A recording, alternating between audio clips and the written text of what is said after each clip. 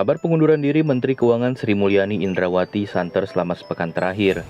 Cuitan staf khusus Menteri Keuangan Justinus Prastowo di akun media sosial X miliknya membuat isu ini semakin hangat.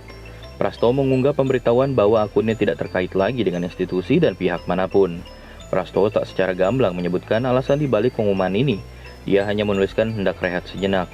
Namun sumber Tempo menuturkan cuitan tersebut merupakan tanda rencana pengunduran diri Prastowo dari Kementerian Keuangan. Sri Mulyani sendiri menurut sumber Tempo lainnya masih mempertimbangkan sejumlah hal sebelum mundur. Salah satunya, sosok pengganti yang bisa menjaga kredibilitas anggaran pendapatan dan belanja negara ke depan. Menurut sumber tersebut, perbedaan pendapat dengan Menteri Pertahanan Prabowo Subianto merupakan salah satu pemicu munculnya keinginan Sri Mulyani untuk hengkang. Keduanya berselisih mengenai anggaran pertahanan. Teranyar, Kementerian Keuangan tak mengabulkan anggaran untuk pembelian 12 pesawat Mires 2005. Tempo berupaya meminta konfirmasi kepada Prastowo serta Sri Mulyani mengenai kabar mundurnya mereka dari pemerintahan. Namun, keduanya tak merespon hingga berita ini naik. Koordinator Staf Khusus Presiden Ari Dwi Payana menyatakan belum ada perubahan dalam Kabinet Indonesia Maju. Ari berujar semua Menteri Kabinet Indonesia Maju tetap kompak dan solid membantu Presiden memimpin penyelenggaraan pemerintahan sampai akhir masa jabatannya. Ini bukan pertama kalinya Sri Mulyani mempertimbangkan hengkang dari kabinet. Pada era pemerintahan Presiden SBY, tepatnya pada 2008, dia pernah mengungkapkan rencana mundur dari jabatannya sebagai Menteri Keuangan.